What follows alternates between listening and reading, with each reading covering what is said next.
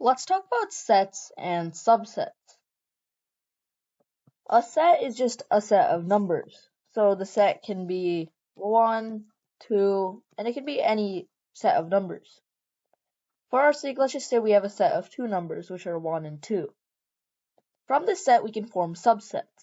Subsets are just sets, but they're made from an original set.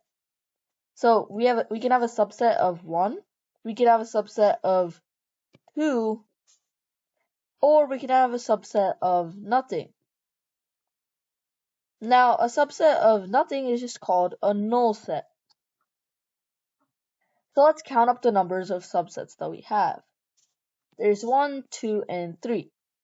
But a subset can be made with the original set itself. So in total, there's 4 subsets. Now, you might notice something else. There's 2 numbers, and 4 happens to be 2 squared.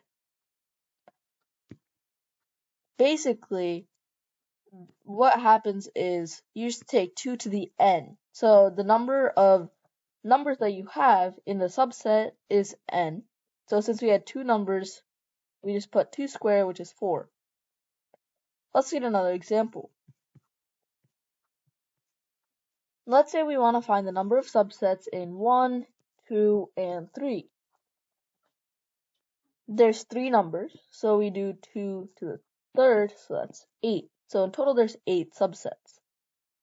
Now, there's something called proper subsets. So for proper subsets, you're just going to take the number that we have and then subtract it by 1.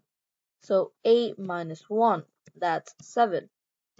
So this set has 7 proper subsets. Now, sets and subsets can be a little bit complicated, so this requires a lot of practice.